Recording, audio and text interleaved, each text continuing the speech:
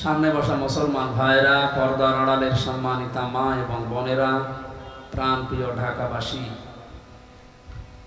আল্লাহর দরবারে নত শিরে শুকরিয়া আদায় করছি। আফদালুল ইবাদাতি তিলাওয়াতুল কোরআন। এই হাদিসের ব্যাখ্যা অনুযায়ী যত নফল ইবাদত আছে, সবচাইতে নফল ইবাদত আল্লাহর কাছে প্রিয় হচ্ছে কোরআনে কারিমের তেলাওয়াত, কোরআনের আলোচনা। বিশ্বনবী মসজিদে নববীতে প্রবেশ করলেন, বাম দিকে তাকিয়ে দেখলেন কিছু মানুষ আল্লাহর জিকির করছে, ডান দিকে তাকিয়ে দেখলেন কিছু মানুষ আল্লাহর কোরআন নিয়ে ব্যস্ত আছে।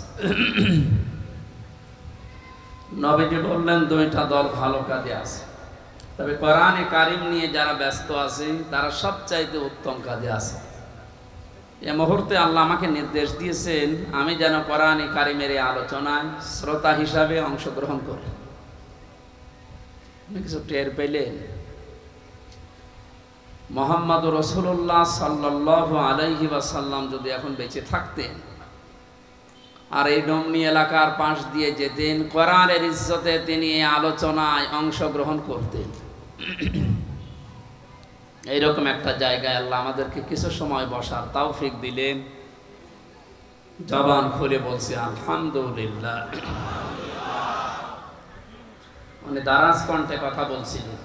বিজ্ঞান প্রমাণ করছে খলাকাল ইনসান আল্লামাহুল বায়ান, মানুষকে আল্লাহ বানিয়েছেন আর কথা বলার শক্তি দিয়েছেন।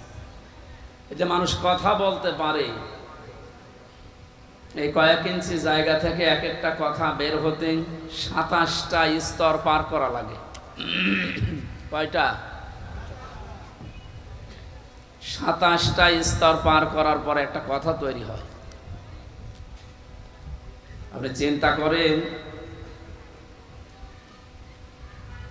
এতগুলো স্তর পার করার পরে যদি একটা কথা তৈরি হয়, যিনি কথা বলার যোগ্যতা আমাদেরকে দিয়েছেন তার প্রশংসা বাদ দিয়ে অন্য কারো প্রশংসা আদায় করা ঠিক হবে? যদি আমরা উল্টা দেখেছি, আপনি যাই মনে করেন, স্বাধীনতার পর থেকে পর্যন্ত বিভিন্ন মরা মানুষদের প্রশংসা যত এদেশে হয়েছে, ওই পরিমাণ প্রশংসা আল্লাহর যদি হতো আমরা আল্লাহর ওলি হই। কি হয়েছে তাদের প্রশংসা করি? আপনি শান্তি পেয়েছে?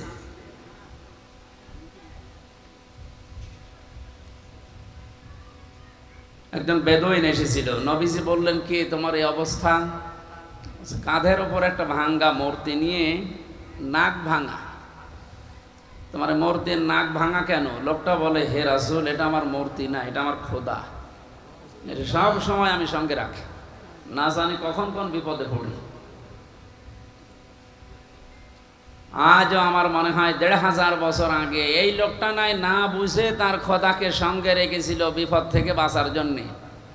আর ডিজিটাল যুগে অনেকে বুঝে শুনে খোদাকে উপরে রেখে দেয়। উপরে খোদা দেখবেন, নিচে খোদা হাঁ করে আছে। সিস্টেম একই, শুধু নিয়মটা পাল্টিয়েছে। ও সাথে রাখতো, পকেটে রাখতো, আর উপরে রেখে হাত তুলে থাকে। আমি কি বেশি বললাম? তো এই যে এই খোদার সাথে রেখে কি আনন্দ পেলেন আপনি? কি উপকার হয়েছে? হ্যাঁ, সাময়িক কিছু উপকার হয়েছে, কারণ উপরে খোদা আছে, নিচে যদি খোদা এভাবে থাকে মানুষ মনে করে না এ খোদার লোক। এ পর্যন্ত শেষ। এই পরিচয় দেওয়ার কি এখন সময় আছে? আর দিতে পারবেন? নবীজি বললেন নাক ভেঙেছে কি করে? লোকটা বলে ইয়া রাসূলুল্লাহ, যেখানে যায় একে নিয়ে যায় বিপদ থেকে বাঁচার জন্যে, প্রাকৃতিক প্রয়োজন সারার জন্য আমি গেছি, কিন্তু এরে তো আর টয়লেটে নিয়ে যাওয়া যায় না, খোদার মান থাকে। এখান থেকে বাস্তবতা হচ্ছে, যারা টাকার ভেতরে বিভিন্ন মানুষের ছবি দিয়ে সম্মান বাড়াতে চান, ওরে নিয়ে মানুষ যায় কোথায়? সম্মান বাড়ে? বিবেকের কাছে প্রশ্ন করেন, জিজ্ঞাসা করা লাগবে।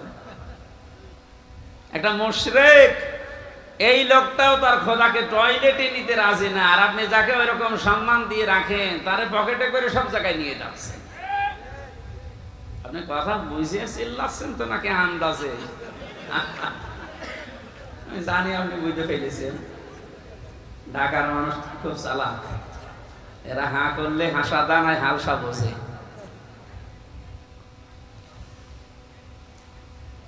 রাস্তার পাশে রেখে কাজ সারতে গেলাম, কাম করে এসে দেখি ওর মাথা থেকে পা পর্যন্ত পুরা ভেজা।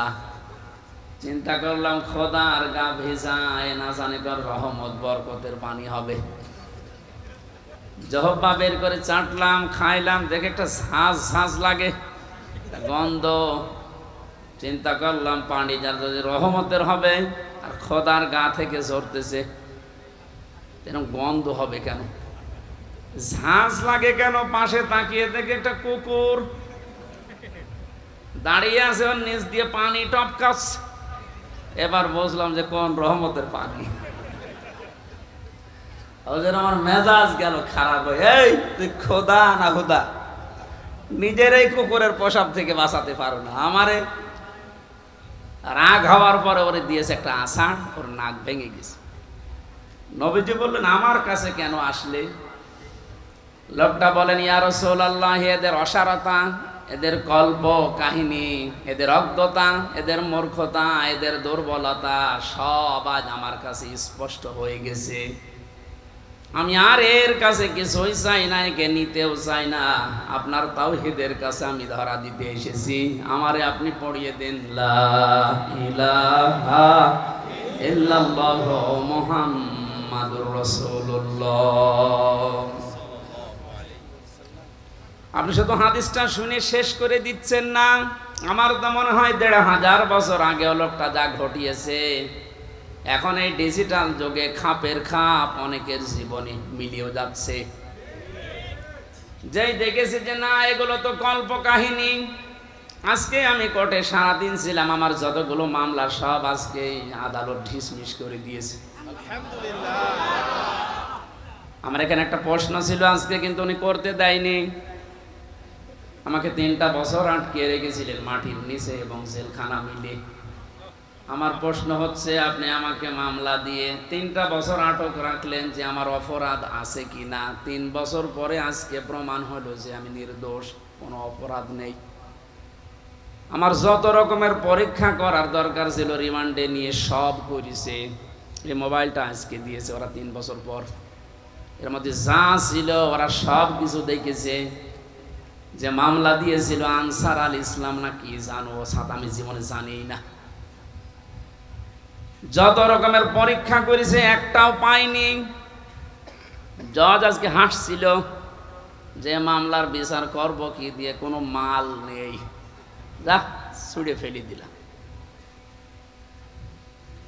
আমি মনে করলাম জিজ্ঞাসা করি, মাননীয় আদালত, যে 3টা বছর আপনার কাছে তো আমার মামলা ছিল, এতদিন আপনি কিছুই করেননি, আপনি কিন্তু জানতেন।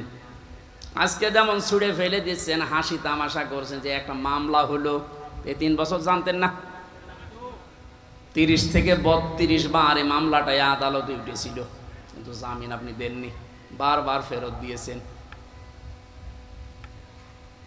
আজকে কোন ইশারায়, কার ইশারায় দিয়েছেন আমি জানি না। তবে আমার প্রশ্ন, আমাকে যে 3টি বছর রাখলেন, আমি তো নিরপরাধ, আজকে প্রমাণ হইল যে কোনো দোষ নেই। যারা আমাকে বিনা দোষে কষ্ট দিয়েছে, আমিও তাদের ওই কষ্ট দিতে চাই।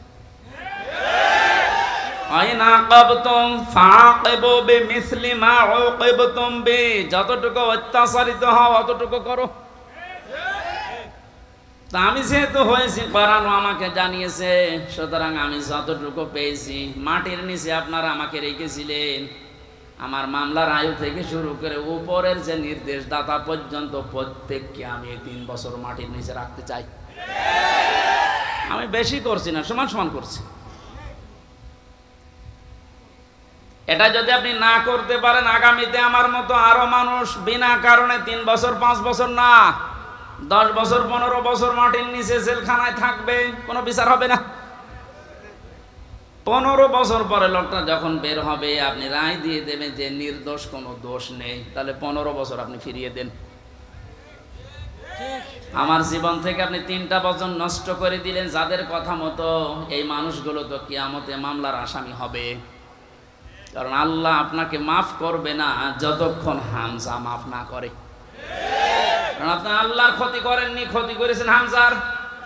ওটা যদি হক্কুল ইবাদ হতো, হক্কুল্লাহ হতো, আল্লাহ মাফ করে দিত। কিন্তু এটা তো হক্কুল ইবাদ, বান্দার হক আপনি নষ্ট করেছেন। যাদের ইশারায় তাদেরকে আপনি বলবেন। এই মানুষগুলো যদি হামজার কাছে মাপ না চায়, কোনো দিন লোকটা জান্নাতে যেতে পারবে না। দ্বিতীয় সিস্টেম হচ্ছে লোকটা জালিম। যারা টট্ট বটন ছিল এতদিন, এরা সবগুলো কোরআনের ভাষায় জালিম। জালিমদের জন্য সব চাইতে আমার ভয় লাগে সূরা শুরার 42 নম্বর আয়াতটা পড়লে, ইন্নামাস সাবিলু আলাল্লাযীনা ইয়াযলিমুনান নাস ইলা আখিরি আয়াত। আল্লাহ পাক বলেন, অবশ্যই আমি আল্লাহ নিজে মামলা দায়ের করব, নিজে অভিযোগ দায়ের করব, কেস করব। শব্দের অর্থ দিকে খেয়াল করেছেন? ইন্নামাস সাবিলু আলাল্লাযীনা ইয়াযলিমুনান নাস। আল্লাহ ইয়াযলিমুনাল মুসলিমুনা দেননি, ইয়াযলিমুনান নাস দিয়েছেন। এটা মজারে বর্তমান, ভবিষ্যৎ, প্রেজেন্ট, ফিউচার দুইটা কাল নিয়ে আল্লাহ শব্দ দিলেন কেন? কারণ এখন শুধু না, কিয়ামত পর্যন্ত এই আয়াতটা কোরআনে থাকবে না। 2 দিন পর নষ্ট হয়ে যাবে। মানুষ হয়ে যারা মানুষের উপরে জুলুম করে, অত্যাচার করে, এরা হামজার মামলার আসামি না। আমি মামলা দিলেও পারি, না দিলে মাফ করে দিলে হয়ে গেল। কিন্তু না, আল্লাহ পাক বলেন ওরা আমি আল্লাহর মামলার আসামি। আমার তো আয়াত পড়ার পরে বাংলাদেশের দিকে তাকিয়ে মনে হয় এ দেশের অনেক মানুষ এখন অলরেডি আল্লাহর মামলার আসামি হয়ে গেছে।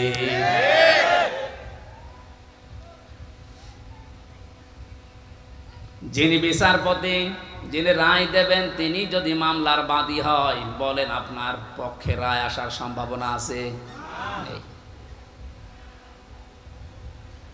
আমার পক্ষে তত বিচারপতি ছিল অনেকগুলো, সিএমএম কোর্টে, জজ কোর্টে, হাই কোর্টে পর্যন্ত, কিন্তু শুধু উপরের নির্দেশ পাইনি, এজন্য লিখে নাই। অথচ যিনি নিজে রায় দেবেন, যিনি নিজে নির্দেশ দেবেন, আলাইসাল্লাহু বিআহকামিল হাকিমিন, সব চাইতে বড় বিচারপতি যিনি, তিনি আল্লাহ আপনার মামলার আসামি। আমার ভয় লাগছে আমরা আবার আল্লাহর মামলার আসামি হয়ে যাচ্ছি না তো?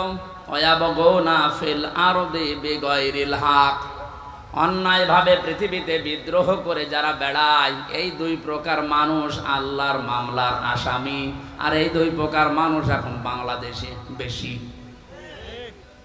আগস্টের 5 তারিখ থেকে আজকের এই 2 তারিখ পর্যন্ত তাকান, এই 26-27 দিনে কত ভাবে চেষ্টা চালাচ্ছে কি করে বিশৃঙ্খলা তৈরি করা যায়, বিদ্রোহ করা যায়, দুনিয়া অশান্ত করা যায়। আপনাকে বলছি, আমি আপনাকে ভালোবাসি, বাঁচাতে চাই। কোরআনের চোখ লাগিয়ে দেখতে পেলাম এই দেশে 5 তারিখের পর থেকে 2 তারিখ পর্যন্ত যারা শান্ত হয়ে যাওয়ার পরে বিশৃঙ্খলা করার চেষ্টায় আছেন, পৃথিবীর মানুষকে বোঝাতে চাঁদে যে শান্ত নেই, কত রকমের ক্রু তৈরি করে ইস্যু লাগিয়ে আপনি চেষ্টা চালিয়েছিলেন। তওবা করে ফিরে আসেন, নয়তো আপনি আল্লাহর মামলার আসামি। আমি আশা করি আপনি কথা বুঝেছেন। যদি না বোঝার ভান করে উল্টা পাল্টা ধারণা করেন, আপনার কপালে হেদায়েত আল্লাহ দেবে না। এই যে কপালে হেদায়েত দেবে না, এটা তো আমি বানালাম। হ্যাঁ, আল্লাহু লা ইয়াহদিল কওমাজ জালিমিন, ইহদি এটাও মজারে, বর্তমান, ভবিষ্যৎ, প্রেজেন্ট, ফিউচার। আল্লাহ বলেন আমি জালেমদেরকে হেদায়েত দিচ্ছি না, দেব না। আর শর্তলা হচ্ছে ওদেরকে মাফ করে দেন। আমি মাফ করে করব কি? আল্লাহ তো হেদায়েত দেবে না জালেমদের। কারণ এত কঠিন, নিকৃষ্ট আল্লাহর কাছে শব্দটা। নবীজি জানিয়েছেন আয-যুলমু যুলুমাতু ইয়াউমাল কিয়ামাহ, জুলুম কিয়ামতের ময়দানে ঘোর অন্ধকার হয়ে তার সামনে দেখা দেবে, নিজের হাত পর্যন্ত দেখতে পাবে না। এটা যদি 100 ভাগ আমরা বিশ্বাস করে বাস্তবে নিয়ে আসতে পারতাম, জীবনই পাল্টিয়ে যেত। আমি আমার ঈমান থেকে কথা বলছি। যারা এখনো পর্যন্ত এই আয়াতগুলোর সাথে মিলে যাচ্ছেন, আপনি থামেন। মৃত্যুর গড়গড়ানি চলে আসলে তখন কিন্তু আপনার পাশে বসে কালেমা পড়ালেও কাজ হবে না। ঢাকাবাসী, আমি যেটা শিক্ষা দেওয়ার জন্য পর্যন্ত আসছিলাম, আজ বহু মানুষের কল্প কাহিনী, মিথ্যাচার, মিথ্যা রচনা, অনেক ষড়যন্ত্র, বিশেষ করে উল্টাপাল্টা সব যেহেতু আমাদের কাছে ধরা পড়ছে, দলে দলে পালে পালে দেখতে পাচ্ছি মানুষ বুঝে হোক না বুঝে হোক এখন ইসলামে আসা আরম্ভ করে দিয়েছে। এটা কেন দিল? কোরআনে কারীম জানিয়েছে, ইযা জাআ নাসরুল্লাহি ওয়াল ফাত ওয়া রাআইতান নাসা ইয়াদখুলুনা ফি দীনিল্লাহি আফওয়াজা। আল্লাহ পাক বলেন, হে নবী, যখন আমার সাহায্য আসবে তখন আপনি বিজয় দেখতে পাবেন। কিছু না হলেও কিছু আমরা পেয়েছি।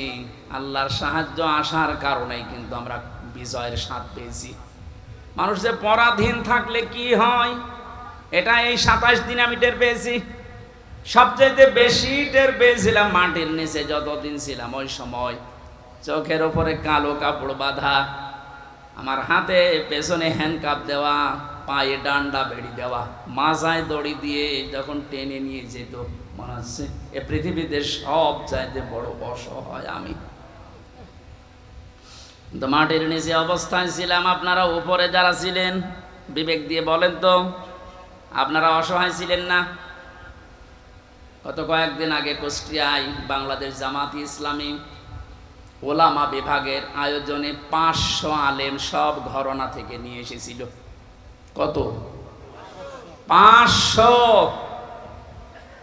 ওনারা আয়োজন করেছিল 500, 750 উপরে আলেম এসেছে পুরা কুষ্টিয়া জেলা থেকে, সব ঘরানার। প্রায় 2.5-3 ঘন্টা আলোচনা হয়েছে, কোনো সমস্যা না, কিচ্ছু পাইনি। আমি নিজেও ছিলাম। আপনি একটু ভাবেন তো, 5 তারিখের আগ পর্যন্ত 500 না 5 জন আলেম এক জায়গায় বসলে নিরাপদে থাকতে পারত? স্বাধীনতার পরাধীন কি অবস্থা, বাস্তবতা এইটা। এই অনুষ্ঠানটা করতে হলে 5 তারিখের আগে 14 জায়গায় পারমিশন নেওয়া লাগতো, তারপরও অনুমতি মিলত না। এ মানুষগুলো তো সেই মানুষই আছে। এখন 14 জায়গায় অনুমতি না। ডাক্তার ইউনূস বলেছেন, এদেশে কোরআনে কারিমের কথা ওইভাবেই হবে, অন্যান্য ধর্মের কথা যেভাবে চালু আছে। হিন্দুদের পূজা, ওদের দুর্গা পূজা, সরস্বতী পূজায় যদি অনুমতি না লাগে, পাহারা দেওয়া হয়, কোরআনের অনুমতি লাগবে কোন কারণে? কিছু মানুষের কিছু চিন্তাধারায় আল্লাহ তাকে মাফ করেন। কবি নজরুলের জীবনে ওই রকম আমল আমি ওনার জীবনী পড়ে পাইনি, কিন্তু কিছু কিছু কথা এত দামি, আমার মনে হয় আল্লাহ ওই কথাগুলোর কারণে ওনারে মাফ করে দেবে। এই লোকটা যে ঘোষণা দিল, কোরআনের পক্ষের লোক না বিপক্ষের লোক ওটা আমি বলছি না, কিন্তু যে ঘোষণা দিল, এই 17 বছরে কোনো মুসলমান তো এই ঘোষণা দিতে পারে নাই। আরো বিরোধিতা করতেন আপনি।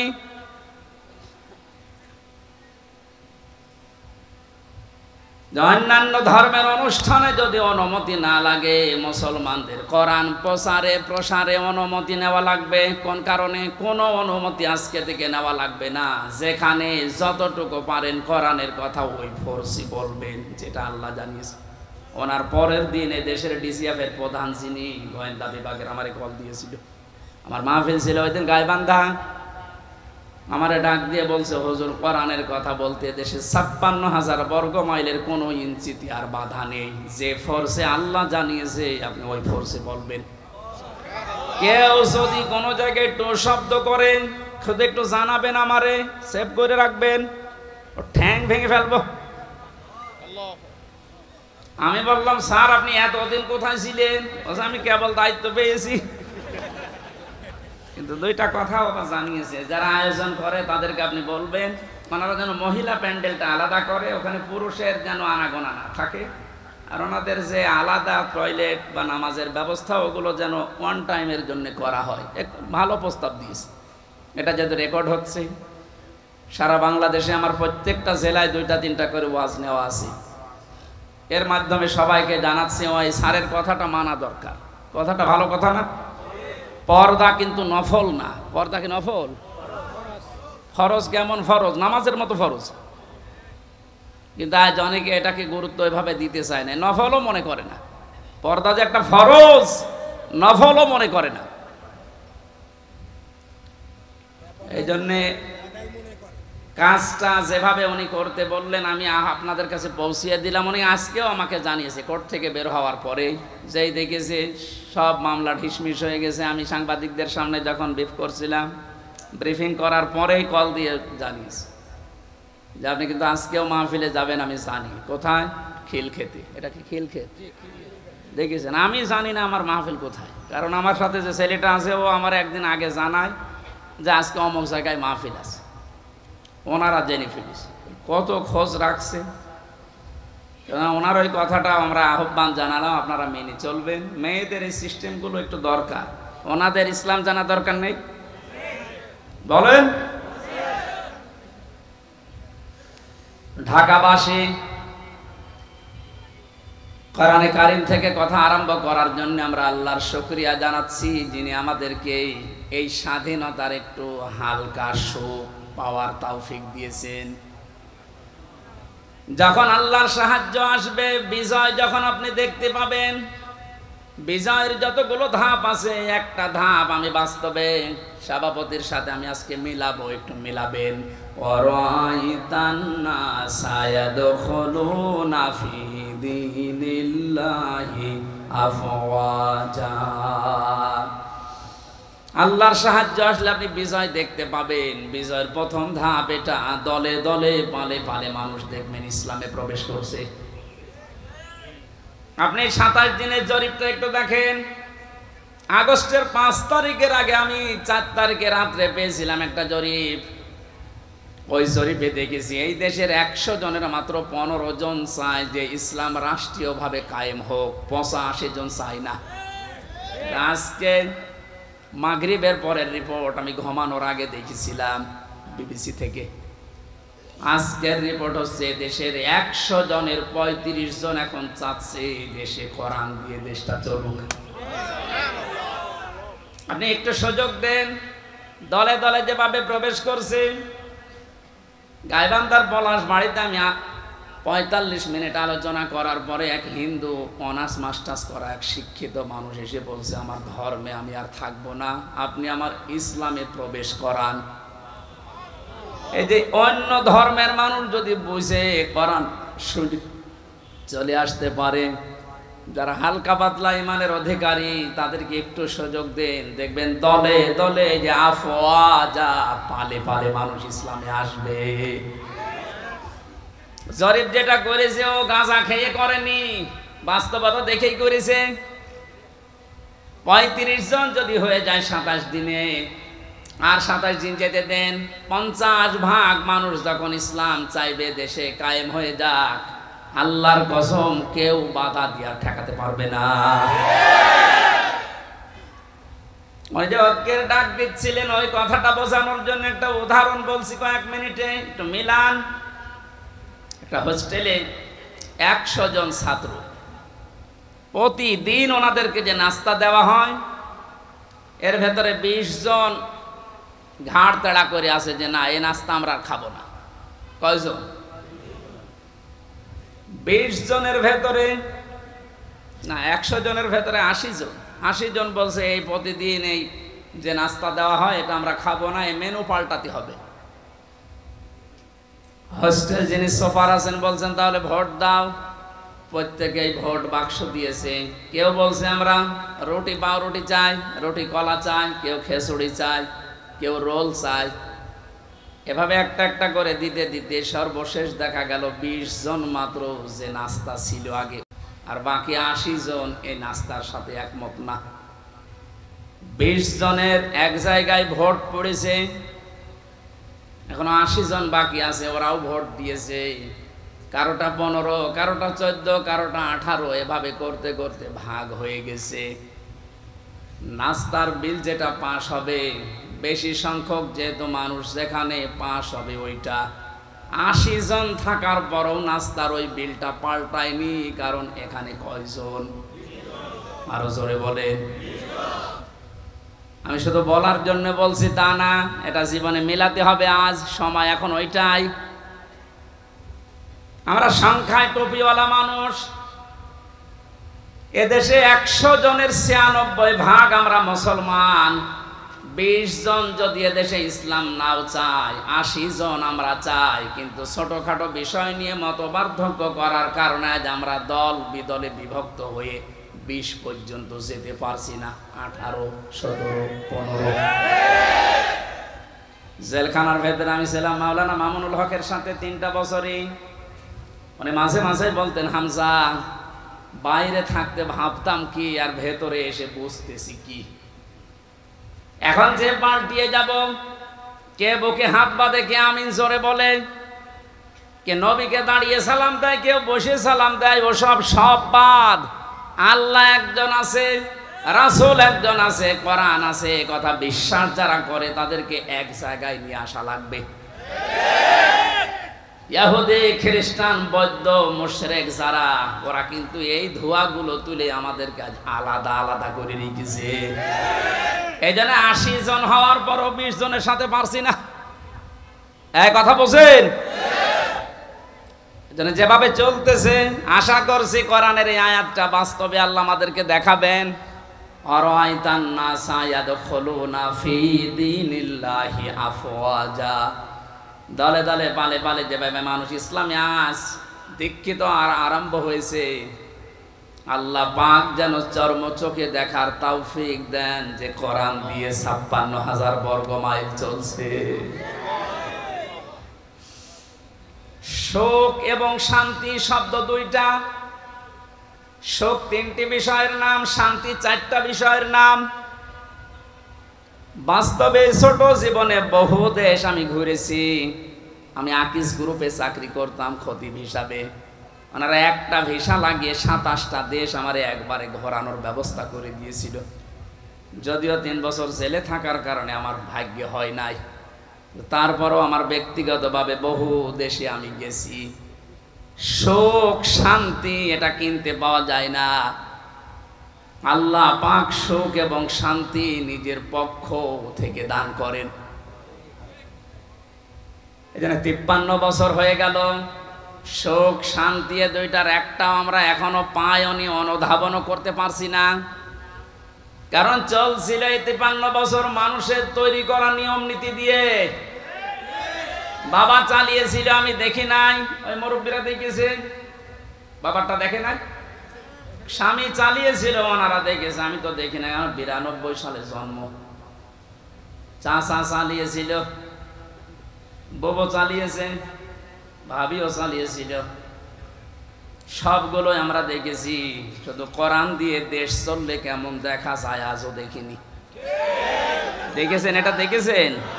দেখেছেন? এটা দেখার দরকার না যে এটা দিয়ে চললে কেমন লাগে। আন্দাজে চিল্লানো না, সত্যি সত্যি মন থেকে বলবেন। যদি চান ওই 35 জনের ভেতরে আপনি যেন থাকেন যে হ্যাঁ এইটা দিয়ে দেশ যেন চলে, আমি এটা দেখতে চাই, হাত তোলেন তো। লিল্লাহি তাকবীর।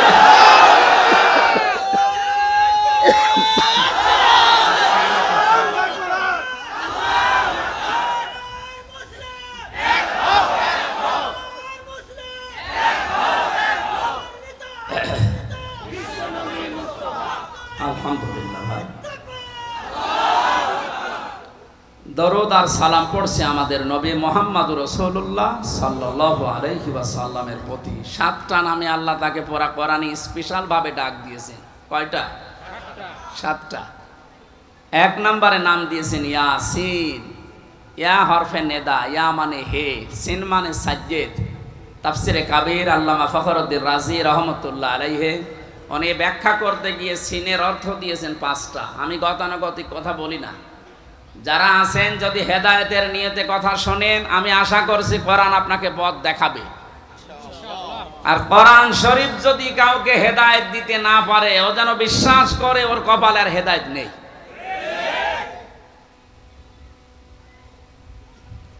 মানিত্তাবাআল হুদা বিগাইরিল কোরআন আদাল্লাহুল্লাহ। তিরমিজি শরীফের হাদিস। নবীজি বলেন কোরআন বাদ দিয়ে যদি পৃথিবীর কোন জায়গায় কেউ ভালো হওয়ার নিয়তেও যায়, আল্লাহ নিজে দায়িত্ব নিয়ে তাকে গোমরাহ করে দেয়। ও ঢাকাবাসী শব্দের দিকে খেয়াল করেন, হুজুর আছেন আদাল্লাহুল্লাহ বাবে ইফাল। নবী যদি দল্লা দিতেন তা অর্থ হয়ে যেত। দল্লা ইয়াদিল্লু না দিয়ে আদাল্লা ইয়াদিল্লু দিয়েছেন। দল্লা শব্দটার বাংলা অর্থ হচ্ছে আপনি নিজেই নিজেকে খারাপ বানিয়ে ফেলেছেন। আর আদাল্লা মানে আল্লাহ নিজে দায়িত্ব নিয়ে আপনাকে নিজে খারাপ বানিয়ে দিয়েছে। এ কথাটার অর্থ কি? কোরআন যেখানে নেই ওই জায়গায় যদি কেউ ভালো হওয়ার নিয়তেও যায়, ওকে খারাপ বানাবে হামজা কে? বলেন বলেন। হেদায়েত দেওয়ার একচ্ছত্র মালিকানা কার? দুনিয়ার কারো হাতে আল্লাহ দিয়েছেন, এমনকি নবীর হাতেও দেন নাই। এই জন্য নবী নিজের চাচা কেউ পারে নাই। এই হাদিস দ্বারা বোঝা যায় কোরআন যেখানে নেই ওই জায়গায় যদি আপনার নিয়ত ভালো থাকে, আল্লাহ কিন্তু আপনাকে ছাড়বে না। আপনি গেলেন কেন? এর বাস্তব প্রমাণ বাংলাদেশের মাজারগুলো। আপনি তাকান আমার কুষ্টিয়ার লালনের মাজার, অনেকেই তো যায় ওখানে আল্লাহর ওলি ঘুমিয়ে আছে এই কথা মনে করে, কিন্তু কোরআন ওখানে চলে না, ওখানে চলে শুধু গাঁজা। আমি তো যতটুকু জানি বা দেখেছি, সারা দেশ মিলে আপনি যে কয় মন গাঁজা না পাবেন, লালনের মাজারে তার থেকে বেশি গাঁজা পাবেন। রাত 9টার পরে গেলে দেখবেন সব অন্ধকার, পুলিশ পাহারা দিয়ে গাঁজা খাওয়াচ্ছে। আমি একবার গিয়েছিলাম রাত 9টার পরে বাড়ির পাশে, তো গিয়ে দেখছে একটা ন্যাংটা, কিচ্ছু নেই, ওরে দুধ খাওয়াচ্ছে। কে এরে দুধ খাওয়ান? ওরা হুজুর আল্লাহর ওলি। আল্লাহর ওলি মানে হ্যাঁ, এর ভেতরে মাল আছে। মাল যা আছে সব তো দেখা যাচ্ছে। নতুন কোন মাল দেখাও, এ মাল তো সবার আছে, খালি বিচারপতি মানিকেরটা নেই, ওটা উড়ে গেছে। ওনাকে বলেছে যে আমার বিসি নিল কে, এখন বেশি বুঝতে পারছে না। ইসলামের যে ক্ষতি করেছে এই লোকটা, আলেমদের যে দুশমন ছিল, আল্লাহ আমার মনে হয় সরাসরি হাত দিয়ে দেখিয়েছে। আমার জীবনের শখ যে আল্লাহ যদি পৃথিবীতে আর কিচ্ছু না দেখায়, কোনো আফসোস আমার জীবনে নেই, আল্লাহ বলে যে ধরা ধরে দিছে। এই কথা বলছেন?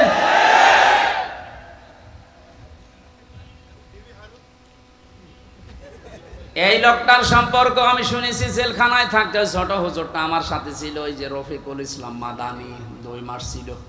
আমার বলছে হামজা ভাই, আমারে প্রথমে রিমান্ডে নিয়ে রাত 12:30টার দিকে নিয়ে গেছে হাতির ঝিলে। ওরা উলঙ্গ করেছে আমারে। আমি তো এমনি ছোট মানুষ, আমার জিনিসপত্র ছোট, আসলেও ছোট। আমারে নিয়ে পুরা উলঙ্গ করে একটা সিগারেট হাতে ধরিয়ে দিল। অন্ধ উলঙ্গ মেয়ে লোক কোন জায়গা থেকে যেন নিয়ে আসলো, রাস্তার 2 পাশে ব্যারিকেড দিয়ে বন্ধ করা। এটা কোরআন শরীফ আমার সামনে, একেবারে সত্য বলছি। আমাকে যা বলেছে ওই ফাঁসির কয়েদখানায় তাই বলছি। এই অর্ধ উলঙ্গ মেয়ে লোকটা আমার পাশে দাঁড় করিয়ে ছবি তুলছে আর বলছে এটা সকালে ছেড়ে দেব, দেশের মানুষ বুঝবে যে হুজুর কেমন। এত অসহায় লাগছিল ওই সময়। আমি তো এমনিতে ওদের সাইজে চাইতে একেবারেই ছোট, আর মেয়েটা আমার ওর কাঁধ পর্যন্ত আমি অর্ধ উলঙ্গ, কোথা থেকে যেন ভাড়া করে নিয়ে এসেছে। আমার হাতে সিগারেট দিয়ে, যেটার গন্ধ শুকলে আমার বমি আসে, ওইটা ধরিয়ে নিজে 2 টান দিয়ে আমার কাছে দিয়ে বলছে এভাবে ধরে থাক, অস্ত্র তাক করা আছে, কিচ্ছু করার নেই। ছবি তুলছে, এটা ছেড়ে দেব সকালে। আমি যেহেতু মজলুম আর বিশ্বাস করি মজলুমের দোয়া কবুল হয়, ইত্তাকি দাওয়াতাল মাজলুম। নবীজি বলেন দুনিয়াতে আর যাই করো মজলুমের বরদোয়া থেকে নিজেকে বাঁচিয়ে রেখো। ফাইন্নাহা লাইসা বাইনাহু ওয়া বাইনাল্লাহি হিজাব, কারণ মজলুমের মাঝে আর আল্লাহর মাঝে কোনো পর্দা থাকে না। ওই হাতির ঝিলের ওই পানির পাশে দাঁড়িয়ে আল্লাহর কাছে বলেছিলাম, মাবুদ যে অবস্থা করছে আমার তো কিচ্ছু করার নেই, তুমি দেখতে পাচ্ছ। এক এসআইকে ডাক দিয়ে বললাম, ভাই আপনারা যা করছেন আমার সাথে, একে হারুন স্যার জানে না? মানে উনি তো করাচ্ছে। যেই বলেছে উনিই করাচ্ছে, কারণ রিমান্ডে উনি তো মাঝে মাঝে এসে আমার প্রশ্ন করতো, তখন কি ফেরেস্তার মতো কথা বলতো, অথচ ভেতরে ভেতরে ওই এত খারাপ অবস্থা আমার করলো। আল্লাহ তুমি সব দেখেছো, আমার যেভাবে ওরা অপমান করেছে ওকেও এইভাবে করো। আমার মনে হয় আল্লাহ কারেন্টের মতো ওর দোয়া কবুল করেছে। দেখেছেন না, ও এখন 3 ইঞ্চি। কয় ইঞ্চি? সারা দুনিয়া এখন জানে, ওর নাম অনেকে জানে না, কিন্তু ও যে 3 ইঞ্চি ও সবাই জানে, মহিলারা পর্যন্ত জানে যে 3 ইঞ্চি। ছোট হুজুরের দোয়াটা একেবারে মাসলুম, যেহেতু আল্লাহ কবুল করে দুনিয়ায় দেখিয়েছে, পরবর্তী কি করবে সেটা আল্লাহ ভালো জানে।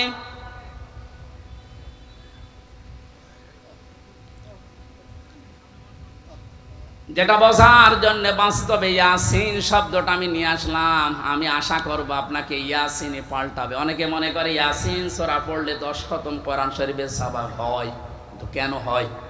এখানে 83টা শিক্ষা আছে। এর প্রথম 5টা শিক্ষা হচ্ছে সিনের ভেতরে।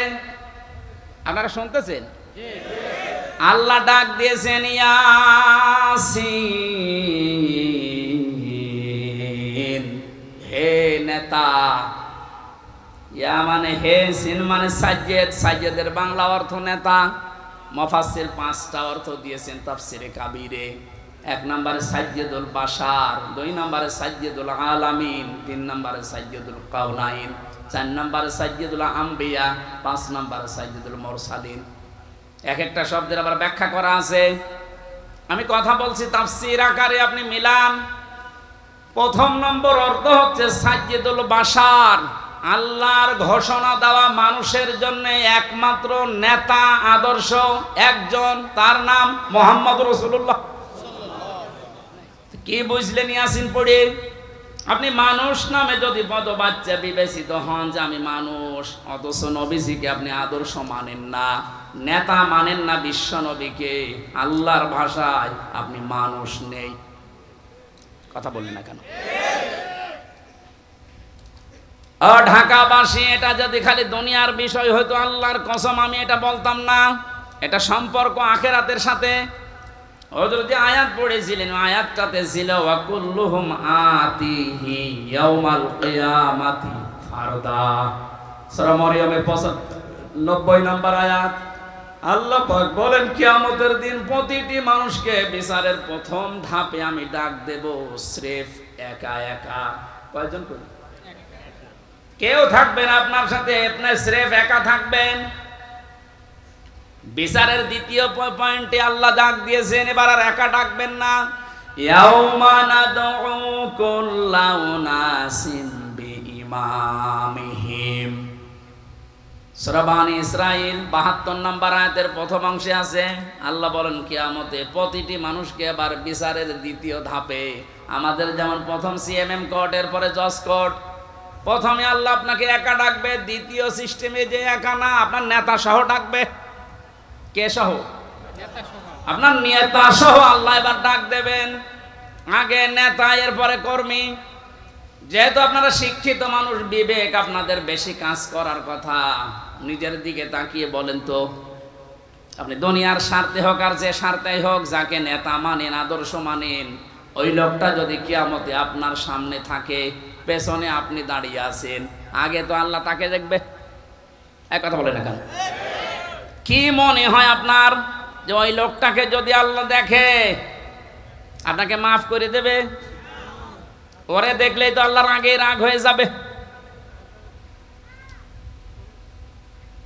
আপনার নেতা যদি হয় ইনুর মতো, যারে মানুষ লাঠি দিচ্ছে, লাঠি দেয়নি কয়েকদিন আগে? আপনার নেতা যদি হয় মেননের মতো, যারে মানুষ পচা ডিম খাওয়াচ্ছে, কি মনে হচ্ছে আপনার শুধু হাসির খোরাক কিনা? বাস্তবে নিয়ে যান। নিজে এখন বলছেন না, ওই লোকটা যদি সামনে থাকে আল্লাহ আমারে মাফ করবে না। এরকম নিজে যদি এখন ধারণা করেন, আপনি বিশ্বাস করতে পারেন আপনি ধরা খেয়ে বসে আছেন। আমি আপনার শত্রু না, আমি আপনাকে বাঁচাতে চাই। কারণ এই দুনিয়ার জীবনে যদি শেষ হয়ে যেত এই ওয়াজ আমি করতাম না। যেহেতু আর একটা জীবন আছে, এক্ষুনি পাল্টাতে হবে। নেতা যাদের ঠিক নেই এই মুহূর্তে আপনি পাল্টাবেন। ওয়াজ শুনতে আসলেন কেন? আপনি যদি নাই মানতে পারেন, নিজেও কোরআন শরীফ পড়েন না, হামজা বলছে আপনি মানেনও না, আপনি কি হয়েছেন? এই মুহূর্তে সিদ্ধান্ত পাল্টান। যাদের নেতা ঠিক নেই আপনি ধরা খাচ্ছেন। সুতরাং এমন মানুষকে নেতা মানা লাগবে যে লোকটা আল্লাহ এবং রসুলকে মেনে চলে। আর এটা নফল না, এটা ফরজ। এটা তো আমি বানালাম। সূরা নেসা 5 নাম্বার পারার 6 নাম্বার পৃষ্ঠার 9 নাম্বার লাইনের 59 নাম্বার আয়াতের প্রথম অংশে আছে। আমি যতগুলো তাফসীর বিশ্ববিদ্যালয়ে থাকাকালীন মিলিয়েছি, সব মুফাসসির এই মাঝখানে যে আতিউ এই শব্দের ব্যাখ্যায় একমত। আল্লাহ পাক বলেন, ইয়া আইয়ুহাল্লাযীনা আমানু আতিউল্লাহা ওয়া আতিউর রাসূলা ওয়া উলিল আমরি মিনকুম। ওহে যারা ঈমানের দাবি করো তাদেরকে বলছি, আমি আল্লাহর আনুগত্য করো, আমার রাসূলের ইতাআত করো, আনুগত্য করো। এই দুইটা জায়গার আগেই দেখবেন আতিউ এই ফেল আছে, ভার্ব, এটা ক্রিয়া। এটা আল্লাহ নবীজির নামে আর নিজের নামে রেখেছেন, কিন্তু উলিল আমরি মিনকুম এর আগে আতিউ দেননি। সব মুফাসসির একমত, আল্লাহ রাসূলকে মানতে হবে, কোনো প্রশ্ন করা যাবে না। কথা বলে না কেন? আল্লাহ রাসূলের পরে কিয়ামত পর্যন্ত যারা নেতৃত্ব দেবে দুনিয়ায়, যে মানুষগুলো এই পৃথিবীর নেতৃত্বে আসবে, উলিল আমর যারা, তাদেরকে যদি মেনে চলতে হয় নেতা হিসাবে, অবশ্যই দেখা লাগবে এরা আল্লাহ রাসূলকে মেনে চলে কিনা। যারা আল্লাহ রাসূলকে মেনে চলে না তাদের জন্য রাজনীতি করা জায়েজ নেই। নেতা হওয়া, নেতৃত্ব দেওয়া, তাদের নেতৃত্ব মেনে নেওয়াও জায়েজ নেই। এটা রাজনীতি মনে করে যদি চলে যান আপনার কপালে আগুন লাগবে। সূরা বাকারার 124 নাম্বার আয়াত, وَإِذِ ابْتَلَى إِبْرَاهِيمَ رَبُّهُ بِكَلِمَاتٍ فَأَتَمَّهُنَّ قَالَ إِنِّي جَاعِلُكَ لِلنَّاسِ إِمَامًا। হযরত ইব্রাহিমের কথা স্মরণ করো। আল্লাহ নিজে বলছেন, আমি পদে পদে তাকে বাক্য দিয়ে পরীক্ষা করেছিলাম। যতগুলো পরীক্ষা ইব্রাহিমকে নিয়েছি পুরা কোরআন শরীফে আমি পেয়েছি। ইব্রাহিম নবীকে আল্লাহ পরীক্ষা করেছিলেন 50টা। কয়টা বলেন? 50টা পরীক্ষায় তিনি উত্তীর্ণ, একটাও ফেল করেননি। আল্লাহ রাব্বুল আলামিন এত খুশি হয়েছিলেন, তিনি ডাক দিয়েছেন, ইব্রাহিম আমি তোমাকে মানব জাতির জন্য নেতা বানিয়ে দিলাম। হযরত ইব্রাহিম বলেছিলেন, হে আল্লাহ, এই যে নেতৃত্ব দেওয়ার গুণাবলী, নেতা হওয়া, এটা কি শুধু আমি একাই পেলাম? ক্বালা ওয়া মিন যুররিয়াতি, নাকি আমার সন্তানাদি যারা দিয়া কিয়ামত পর্যন্ত আসবে এরাও কি নেতা হতে পারবে? আল্লাহ সঙ্গে সঙ্গে সাফ ঘোষণা দিয়েছেন, ক্বালা লা ইয়ানালু আহদিজ যালিমিন। ইয়ানালু এটা মোজারে, বর্তমান, ভবিষ্যৎ, প্রেজেন্ট, ফিউচার। আল্লাহ পাক বলেন তোমার সন্তানাদি কিয়ামত পর্যন্ত যারা আসবে তারা নেতা হতে পারবে, নেতৃত্ব দিতে পারবে, ইমাম হতে পারবে, কিন্তু জালেমদের জন্য আল্লাহর এই ওয়াদা নেই। ইয়াতে মুফাসসিরিন ইকরাম ফি জিলালিল কোরআনে লিখেছেন সাইয়্যিদ কুতুব, যে দুনিয়ায় যারা জুলুম করে, সে নিজের উপরে হোক, পরিবারের উপরে হোক, সমাজের উপরে হোক, রাষ্ট্রের উপরে হোক, জনগণের উপরে হোক, যারা জুলুম করবে তাদের জন্য নেতা হওয়া, নেতৃত্ব দেওয়া, রাজনীতি করা জায়েজ নেই, হারাম। অথচ বাংলাদেশে তো উল্টা, যে যত বড় জালেম সে তত বড় নেতা। বেশি বলে ফেললাম? কিছুই বেশি হয়নি, কম হয়েছে। আহাদিস জালিমিন দিয়েছেন আল্লাহ, জালেমদের জন্য কোনো ওয়াদা নেই। আর তারা এখন বড় বড় নেতা হয়। 15 বছরে তারাই আমাদেরকে বলেছিল তোমরা মসজিদে থাক, খানকায় থাক, আর এই ময়দানটা আমরা 2000 টাকা যদি বাজেট হয়, 5 টাকা খরচ করে 1995 টাকা খেয়ে ফেলে। এক একটা প্রকল্পের জন্য 3 বার 5 বার 7 বার 10 বার 11 বার করে বাজেট হয়।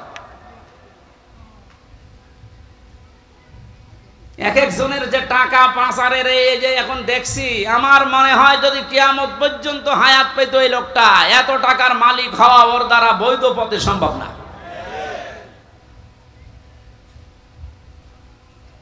যেন ইয়াসিন শুধু পড়লে 10 খতম কোরআনের সওয়াব হয়, তা আপনি তো মানবেন। ইয়াসিনের প্রথমটাই তো মানেন না।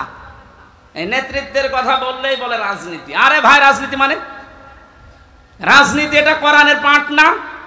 903 জায়গায় আছে রাজনৈতিক কথা, ডাইরেক্ট ইনডাইরেক্ট মিলে। আপনি সেইটাকে অস্বীকার করে না বোঝার ভান করে চলে যাবেন, আর আল্লাহ আপনাকে ছেড়ে দেবে। আশা করছি আপনার আদর্শ ঠিক করবেন, আর এক্ষুনি মোক্ষম সময়। এরপরও যদি কেউ না বোঝার ভান করে থাকেন, আসেন এদিকে, আপনাকে ছড়ি কোদাল দিয়ে বোঝাচ্ছে। বুখারী শরীফ দিয়ে, কোরআন শরীফ দিয়ে ওর হবে না, ওরে দিয়া লাগে বাকারি শরীফ। আমি আসিন এরা তো ব্যাখ্যা শেষ করতে পারবো না। নির্ধারিত আমরা আয়াত পড়েছিলাম 8, 9, 10, 3টা আয়াত পড়েছি সূরা মারিজ থেকে।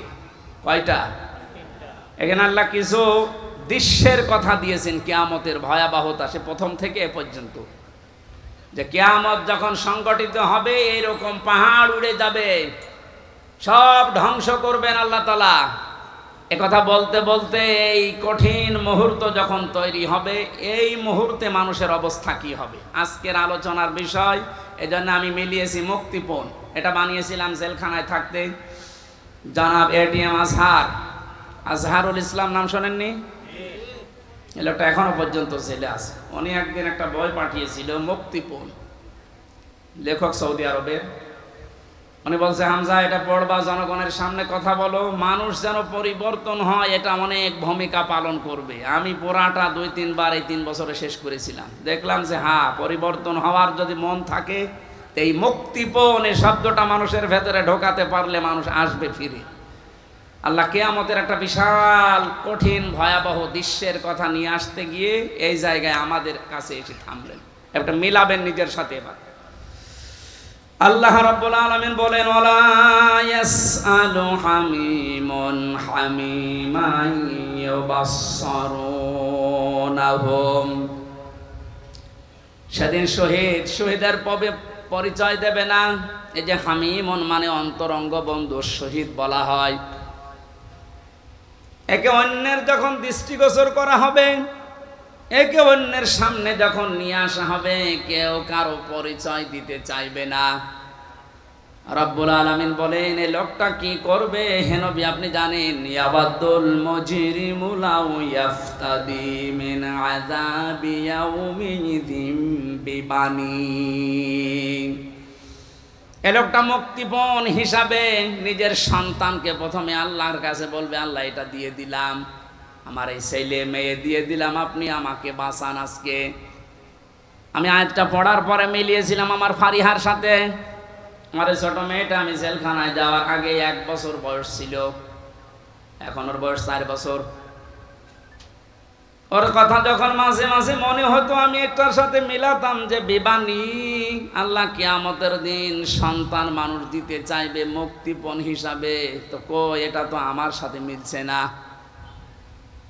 আমি আয়না ঘর থেকে শুরু করে ডিবি অফিসে এই মাটির নিচে গুম হওয়া থেকে শুরু করে জেলখানার এই ফাঁসির কন্ডেম সেলে থেকে বিচ্ছিন্ন ছিলাম, যোগাযোগ কষ্ট পেয়েছি।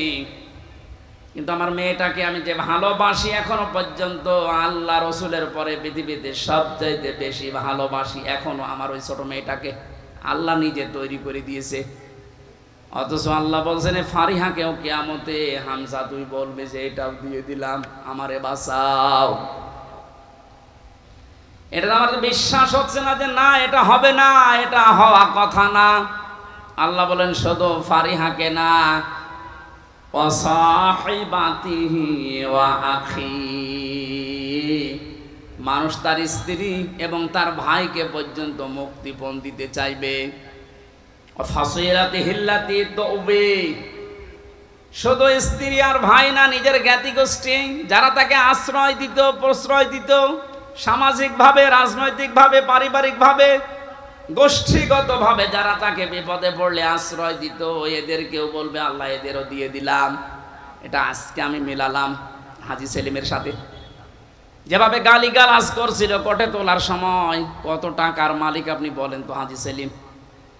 অথচ যে গাল আজকে খেয়েছে, যে ডিম খেয়েছে, তবে এতগুলো প্রশাসনের মানুষ পাহারা দেওয়ার পরেও ও আজকে হাও মাও করে কাঁদছিল ইজলাসে দাঁড়িয়ে।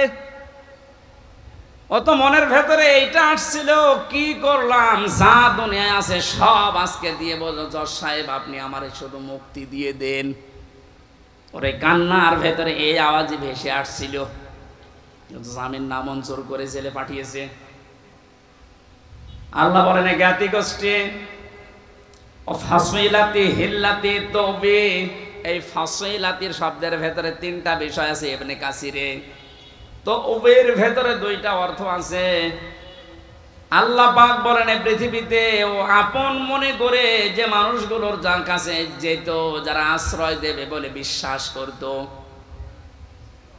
এই মানুষগুলোকেও কিয়ামতে বলবে আল্লাহ জ্ঞাতি গোষ্ঠী দলের লোক সব নেতা খেতা দিয়ে দিলাম, আমাকে তুমি একটু মুক্তি দাও। আল্লাহ বলেন এতটুকু না, আর একটা আছে অমাং ফিল আরতি জামিআ। ওর দুনিয়ায় যত স্থাবর সম্পদ ছিল, যত সম্পদের মালিক ছিল, সব আমাকে দিতে চাইবে, শুধু বলবে সুম্মায়ুজি, আমি মুক্তি চাই। আমি কি চাই? এটা শুধুমাত্র মনে হয় হাজী সেলিমের জীবনে, আমাদের জীবনে এরকম সময় আসবে না? এক কথা বলেন। প্রত্যেকের জীবনে অপেক্ষা করছে। আমি আমার ফারিহাকে, আমার স্ত্রী তামান্নাকে, আমার ভাই নেই, আমার বোন আছে রুনাকে, আমার জ্ঞাতি গোষ্ঠীর 100 জনের 98 জন আওয়ামী লীগ করতো, এখন পুরা পাল্টিয়ে গেছে। এখন বলছে আমরা কিছু করি না। এই পর্যন্ত না, আমার যত সম্পদ আল্লাহ দিয়েছেন, আমার বাবা আর আমার সব, আমি একটা একটা করে আল্লাহকে আমি দিতে চাইবো। শুধু বলবো আল্লাহ তুমি আজকের এই কঠিন দিন থেকে আমারে বাঁচাও। আল্লাহ দিনের পরিচয়টা একটু দিয়েছেন কোরআনে, ফাকাইফা তাত্তাকুনা ইন কাফারতুম ইয়াউমা ইয়াজআলুল বিলদানা শিবা। হে নবী, কিয়ামত আমি কেমন ভাবে বানাবো জানেন? যুবক মানুষ কিয়ামতের দৃশ্য দেখে বিদ্ধ হয়ে যাবে। ঢাকাবাসী একটা মানুষ বুড়ো হয়ে যায় কখন? 60 বছর, 70 বছর, 80 বছর সময় লেগেছে, কিন্তু এমন দৃশ্য সালসালা আল্লাহ নিজে বলছেন আমি বানাবো।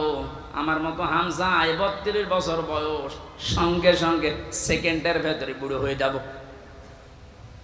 এ কঠিন ময়দানে আল্লাহ ঘোষণা দেবেন কাল্লা, কখনো না, কখনো না। যতগুলো দিতে চাইলে মুক্তিপণ একটাও নেওয়া হবে না। ইন্নাহা লাযা, তোরে আমি লাজাই দেব। কোন জায়গায়? প্রশ্ন আসতে পারে লাজা কি? এখানে যারা আছে আমরা অনেকেই জানি জাহান্নাম 7টা, জান্নাত 8টা। আমি কোরআনে কারিমে পেয়েছি লাহা সাবাতু আবওয়াব লিকুল্লি বাবিম মিনহুম জুজুম মাকসুম। সূরা হিজরের 44 নম্বর আয়াতে আছে আল্লাহ পাক বলেন জাহান্নামের দরজা 7টা। যে যে অপরাধ করবে আল্লাহ তাকে ওই দরজা দিয়ে ওই জাহান্নামে প্রবেশ করাবে। তাহলে জাহান্নাম একটা, এর দরজা 7টা। কয়টা? এটা মনে হচ্ছে কোন স্কুল না? এখানে 1 থেকে মনে করেন 5 পর্যন্ত পড়ানো হয়। প্রত্যেকটি ক্লাসে আলাদা আলাদা রুম আছে, কিন্তু ক্লাস মানে বিদ্যালয় বা শ্রেণী তো একটাই বলা হয় যে বিদ্যালয় বা মাদ্রাসা, স্কুল যাই বলেন স্কুল। এই স্কুলের 5টি স্তর আছে 1 থেকে 5 পর্যন্ত। যে যে ক্লাসে পড়ে সে দরজা দিয়ে প্রবেশ করে ক্লাস করে বাড়ি চলে যায়। 3তে পড়ে 5-এ গিয়ে ক্লাস করতে পারবে। এটা যেমন সহজে বুঝলেন। আল্লাহ পাক জাহান্নাম বানিয়েছেন একটা, স্তর বানিয়েছেন এরকম 7টা। দুনিয়ায় যে যে ধরনের অপরাধ করবে তাকে ওই দরজা দিয়ে প্রবেশ করিয়ে শাস্তি দেবে। এর প্রথম নম্বর দরজার নাম হচ্ছে হুতামা, খুব ভয়ঙ্কর জায়গা। এর দ্বিতীয় নম্বরে লাজা। আল্লাহ বলেন এই যে মানুষগুলো মুক্তিপণ হিসাবে কিয়ামতের কঠিন দৃশ্য থেকে দিতে চাইবে দিতে চাইবে দিতে চাইবে, আমার আওয়াজ হবে কাল্লা না, ইন্নাহা লাযা, তোর এই লাজার দরজা দিয়ে প্রবেশ করাবো। এটা কেমন জায়গা হে নবী আপনি জানেন? নাযাআতাল লিশাবা, এখানে ঢুকলে আগে মানুষের চামড়া খসে যাবে। শাওয়া শব্দের শাব্দিক অর্থ পেয়েছি ইবনে কাসিরে, হাড় টুকরা টুকরা করলে যেভাবে খণ্ড বিখণ্ড হয়ে যায়, উপরে বাড়ি দিলে হাড় যেভাবে খণ্ড খণ্ড হয়ে যায়, এইরকম জায়গা এটা। বাংলাদেশ সহ বিশ্বের যত কঠিন জায়গা আছে, শুধু যেখানে কারেন্টের শর্ট দিয়ে মানুষকে গলিয়ে ফেলা হয় এইটা বাদ দিয়ে, এদেশে এমন কোনো রিমান্ডের জায়গা নেই যেখানে গেলে চামড়া আগেই খসে যায়। আমারে বহুবার বলেছিল যে এই যে এইগুলো আমরা তুলি, অস্ত্র নিয়ে এসেছিল বিভিন্ন মেশিন, যে এই যে নখ আমরা তুলে ফেলি এইটা দিয়ে, কিন্তু ওটা দেওয়ার পরে এরপরে টান দেবেন, এরপরে উঠবে, তাছাড়া ধরে রাখলে ওঠে না। অথচ আল্লাহ নাযাআতাল লিশাওয়া দিয়েছেন, লাজায় প্রবেশ করার সঙ্গে সঙ্গে মানুষের চামড়া আর এই নখগুলো উঠে চলে যাবে। এবার আপনি ভাবেন তো বাস্তবতা নিয়ে যে কিরকম জায়গা এটা, যেখানে প্রবেশ করলে আগে চামড়া খসে চলে যায়, নখ উড়িয়ে যায়। আল্লাহ বলেন কঠিন ভয়ঙ্কর জায়গায় কাদেরকে ডাকবে জানো? তাদউ মান আদবারা ওয়া তাওয়াল্লা। এই দুনিয়ায় যে মানুষগুলোকে সত্যের দিকে আহ্বান করা হয়েছে, এরা সত্যের কথা শোনার পরে অহংকার করে এদবার করেছে, মুখ ফিরিয়ে নিয়েছে। আমার মনে হয় আয়াতের বাস্তবতা বাংলাদেশে সবচাইতে বেশি। এত কোরআনের কথা আলোচনা পৃথিবীর কোনো জায়গায় হয় না। এত আলোচনা হওয়ার পরে, সত্যকে সত্য জানার পরেও যারা ঘাড় ঘুরিয়ে অহংকার করে চলে যান, আপনার জন্য আল্লাহ লাজা প্রস্তুত করে রেখেছে। ইহুদি খ্রিস্টানদের আমরা প্রতিদিন 17 বার করে বরদোয়া দেই। কতবার? এই যে গায়রিল মাগদুবি আলাইহিম ওয়ালাদ-দাল্লিন, দুইটা জাতির কথা আছে, ইহুদি আর খ্রিস্টান। বারবার আল্লাহকে বলা হচ্ছে, আল্লাহ এদের পথ আমাদেরকে দেখিও না, এরা অভিশপ্ত। এরা অভিশপ্ত না? আমি তাফসিরে পড়েছি কেন আল্লাহ এদের নাম দিলেন। কারণ ইহুদি খ্রিস্টানদের কাছে সত্য এসেছিল আমাদের নবীজি সম্পর্কে, যে বিশ্ব নবী মুহাম্মদুর রাসূলুল্লাহ শেষ নবী, এটা সর্বশেষ নবী, শ্রেষ্ঠ নবী। ইহুদি আর খ্রিস্টানরা জানতো ওদের তাওরাতে ইনজিলে স্পষ্ট আছে লেখা, এরপরও অহংকার করে হিংসা করে মানতো না। আপনি কিন্তু বুঝতে পারছেন হামজা যা বলছে কোরআন দিয়ে হাদিস দিয়ে ও বানিয়ে বলছে না, ও সত্য কথাই। সত্য জানার পরেও অহংকার করে হিংসা করে অনেকে এরপরও চলে যাবে। এদের জন্যই লাজা। 2 নম্বরে যারা মাল সম্পদ জমা করে আর বারবার সংরক্ষিত রাখার চেষ্টা করে।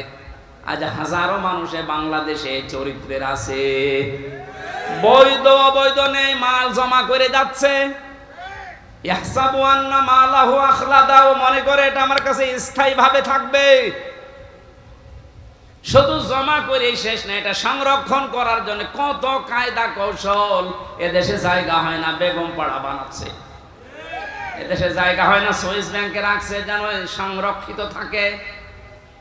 সম্পদ উপার্জন করা নিষেধ না, বৈধ পথ বাদ দিয়ে যারা অবৈধ পরে উপার্জন করার পরে এগুলো যারা সংরক্ষণ করার চেষ্টায় আছেন হক আদায় না করে, তার মানে যাকাত দেওয়ার হক ছিল আপনি দেননি, দান সাদাকা করার অর্থ ছিল আপনি করেননি। বৈধ বৈধ না ভেবে শুধু জমা করা, শুধু জমা করা, এভাবে যারা জমা করে গিয়েছেন আর সংরক্ষিত রাখার জন্য চেষ্টা চালিয়েছেন, আপনার জন্য লাজা। আমাকে সহ যারাই শুনলাম, আল্লাহ তুমি লাজা থেকে আমাদেরকে বাঁচাও, বলেন আমিন। বাংলার মুসলমানেরা, পৃথিবীর জমিনটা আপনি যদি বদ্ধ জায়গায় কিছুদিন থাকেন, আপনার কাছে স্পষ্ট ধারণা চলে আসবে মাটির নিচে সরকার আমাদেরকে দিয়ে লস হয়নি, আমার কষ্ট হয়েছে, লস হয়নি। দুনিয়ার জীবনটা আগে যে দৃষ্টিতে দেখতাম, পুরা দৃষ্টি আমার পাল্টিয়ে গেছে। আল্লাহ তাআলা বলেন, আমাল হায়াতুদ দুনিয়া ইল্লা মাতাউল গুরুর। পৃথিবীর জমিনটা ধোঁকা, বাস্তবে এখন দেখছি ঠিক 100% আসলে ধোঁকা। আপনার মা বাবা ধোঁকা, স্ত্রী ধোঁকা, সন্তানাদি ধোঁকা, আপনার নেতা খেতা দলের লোক সব ধোঁকা। মনে করছেন না মা বাবার সম্পর্কে কথা বললো কেন? ধোঁকা। আপনি বাস্তবে নিয়ে যান, দেখবেন।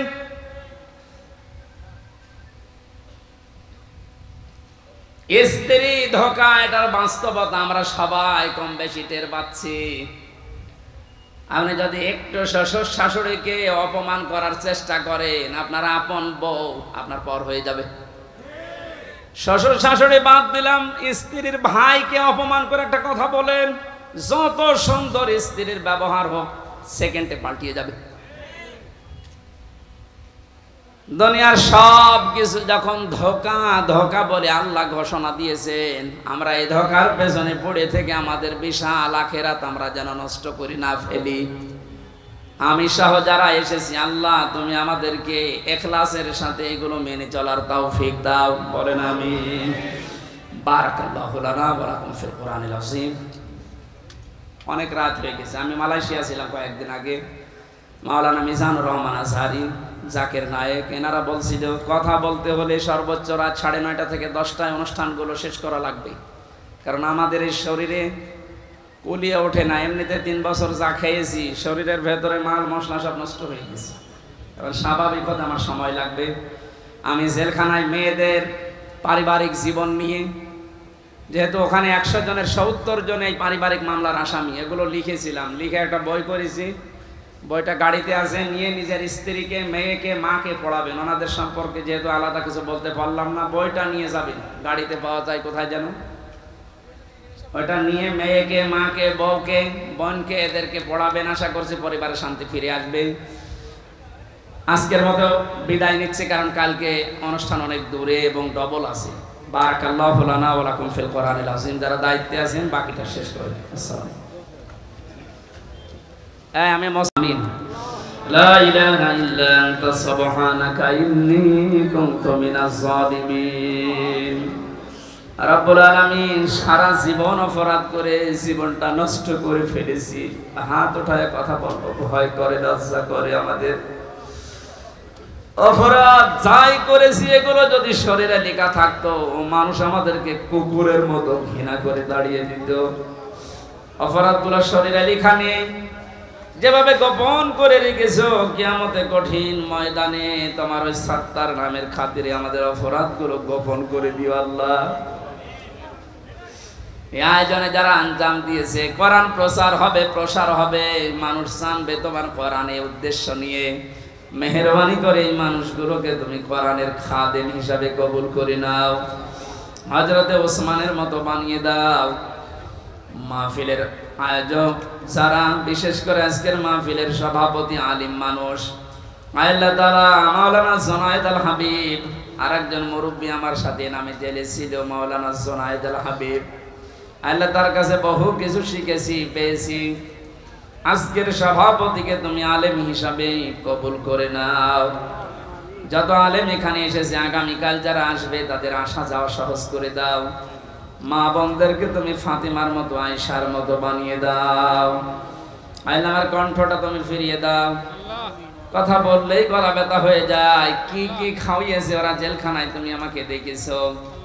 আমার শরীরটা নষ্ট করে দিয়েছে, স্বাভাবিক হতে সময় লাগছে। আল্লাহ তুমি শেফায়ে কামিলা আজেলা নসিব করে দাও।